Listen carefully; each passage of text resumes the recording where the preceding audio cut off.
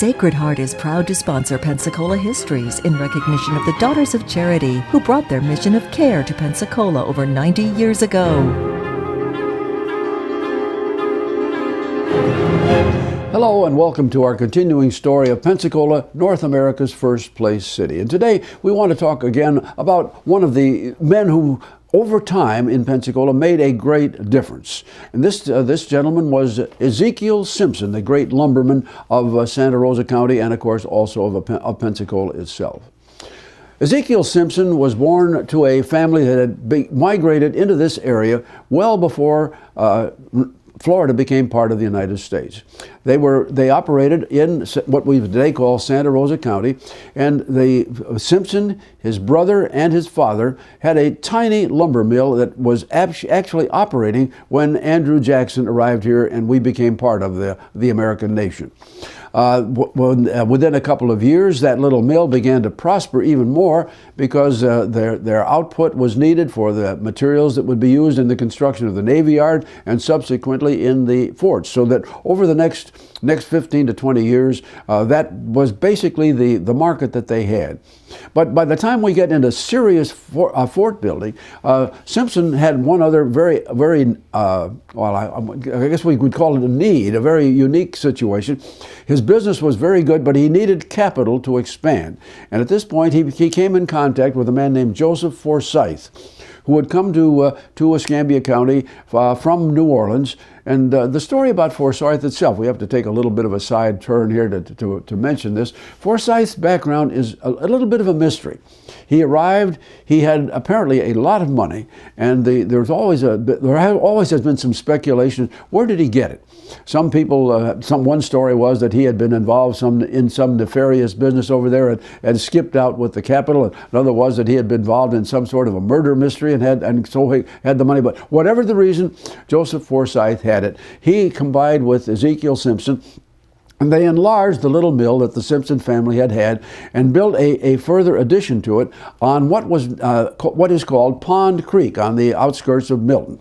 They dammed up Pond Creek, created water power for the mill, and it went further in supplying not only the needs of the fort builder, Captain Chase, but also now they began to develop markets beyond this. They began selling lumber that was being shipped by water to Caribbean islands and also to East Texas. This came after 1835 when Texas itself became an independent country. Well, as all of this moved forward, Forsyth had another idea. He had traveled a good bit and he went up into North Carolina where in the center of that state they were just putting in place what we would today call an integrated cotton mill. This was a mill in which they began with raw cotton, spun it, wove it, and ultimately actually produced materials from it, garments and other things from it. And Forsyth came back and said, now look, we're farmers here in this area just to the east of us are successfully growing cotton. Why don't we create such a mill ourselves? And Simpson agreed that they should. And so, as a companion business, right at alongside of the lumber mill at Pond Creek, they erected their single source cotton mill. It was a unique place. They bought 75 Negro women as they were slaves, and they were basically the operators within the mill. And it moved off very successfully at the beginning.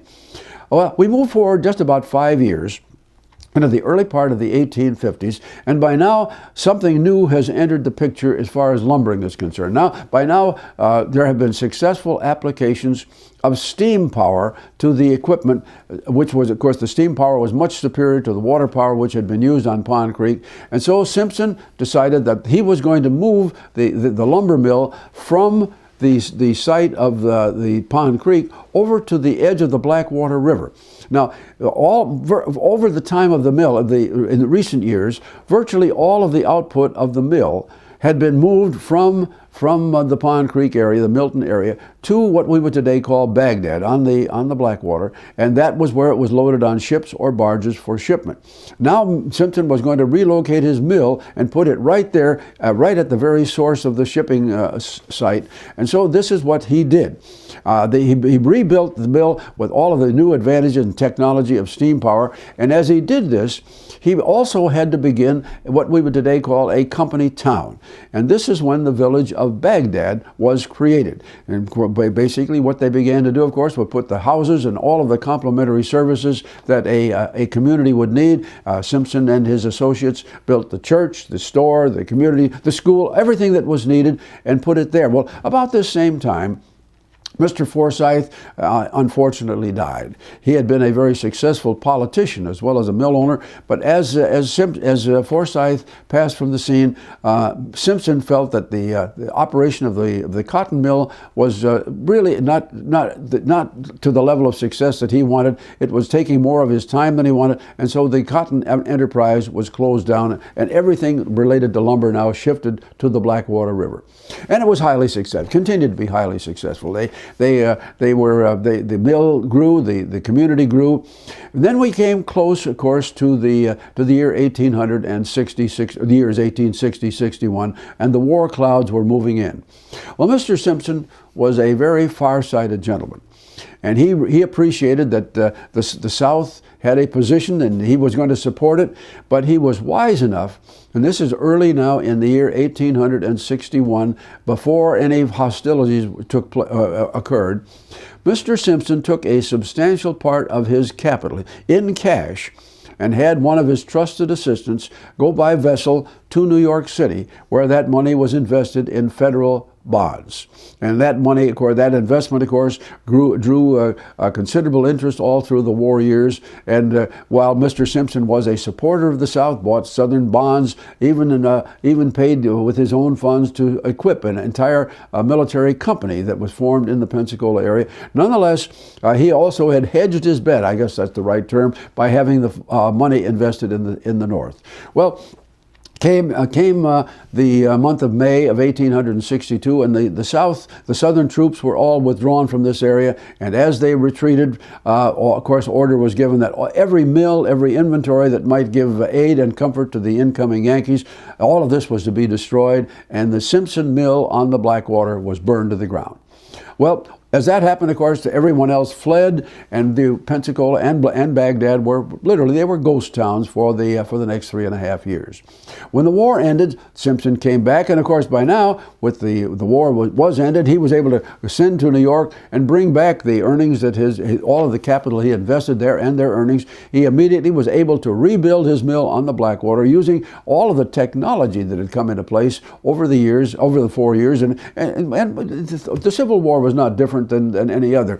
When war takes place, new technologies are available, are developed, and Simpson took advantage of these, and the mill that he built there in 1866-67 was bigger and better than ever. Well, again, Simpson was smart. He also was very lucky. Now, he had no sooner put the new mill on stream in manufacturing when the great lumbering era began. Orders for lumber from Europe began to pour in. Simpson's was the only mill we had at that point in time that was ready to produce and ship. Well, of course, but within a matter of months, other mills began to be placed in this area, but Simpson's would remain the largest mill of its time well into the future. Unfortunately for our story, Ezekial Simpson died in 1873. But by the time he arrived, he had brought into the area a whole host of very able people with names like Overman and Roberts and Bushnell and Thompson and Creary, and these men carried on the work that he had done. Now, those who live in the area here and who have an opportunity to do so can get some idea of what this wonderful Simpson Lumber Company was able to do, because the village of Baghdad was a picture village of its time. It had everything that you could imagine. Simpson was a very, very far-sighted and compassionate employer. He made sure that his people lived well, that all of the services that they were required would be there, and the men who followed him carried this on beautifully well into the future. Well, Simpson himself, as I say, died in 1873 and was buried in St. Michael's Cemetery in Pensacola. His tomb is rather unique. It's a rather effective affair. It's a mausoleum, but it is not above ground. It is a very sizable one, and it is subterranean. Beautifully done, lots of marble work in it, nice sets of iron railings around it, and of course very carefully leveled steps to take one who was visiting the tomb there, take right down to the viewing level. Of course, other members of the Simpson family were buried there as well. To complete the story of what this gentleman did, the Simpson Lumber Company continued on very successfully in its Baghdad location into the 20th century. And in 1906, with some members of the family wishing to go into other fields of endeavor, the mill was sold to an organization coming out of the Midwest, and that company put itself together and continued the work. They extended the railroad, which the Simpson employees had begun, the Woodlands Railroad, and the railroad for Simpson Lumber Company was a huge affair. Some say that it had almost 200 miles of track back and forth all the way up to the border of the state of Alabama. And this, of course, was one of the reasons the mill succeeded so successfully, kept its costs under control. That mill, that operation continued that way for about 10 to 12 years. And then it was sold to still another family. And this family took it over. This was basically, those some who would remember the names, of course, this was the Henderson family. They purchased it and continued the operations beautifully, working on in the same ways until the Great Depression came. And it was in 1938 that the decision was made that the operation could no longer be sustained, and in 1938 the Simpson Lumber Company closed. Now that didn't mean that Baghdad closed down or anything like that. Baghdad remained a viable city and continued to be a part of the community as well. Now, if I come back to our friend Ezekial Simpson one more time, I have to mention one or two things about him of a personal nature. Mr. Simpson was a very religious man. He was one of he and his other members of his family were among the original contingent that joined Old Christ Church to become a community church here, which had 4 different denominations under the one roof. And in 1845, when the Presbyterians elected to split off, Mr. Simpson was one of those who was a very generous benefactor to the church, helping to build the new wooden structure that the Presbyterians erected at 234 East Intendencia. And he even purchased the bell for the church, which was used there, and then moved, when that church relocated many years later, it moved to Chase Street. That bell was moved over there, put in the steeple, and when another move was made in 1968, the bell was preserved, and the First Presbyterian Church still has it. So people look back on the things that Simpson did, not only as a lumberman, but also as a benefactor to the community. Part of the time during his life, he had a large family home here in the community on East Gregory Street.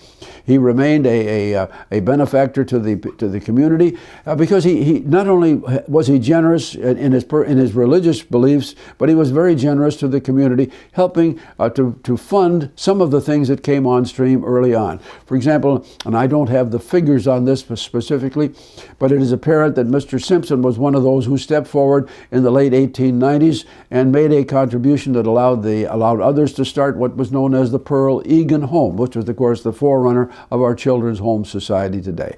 Mr. Simpson, I don't have record that he was a joiner. I don't think he was a Mason or a member of one of the lodges, but nonetheless, he was a man who helped build a fine community in Pensacola, and also a fine and surviving community that we appreciate today on the Blackwater in Baghdad. So that's the story. Ezekial Simpson, from a family that was here prior to the beginning of the American period, and whose work did so many good things for us over time. Ezekial Simpson, like Francis Brent and Al Lee and some of the others, have just done wonderful things for Pensacola. They are men who are long gone, but we certainly deserve and should remember them.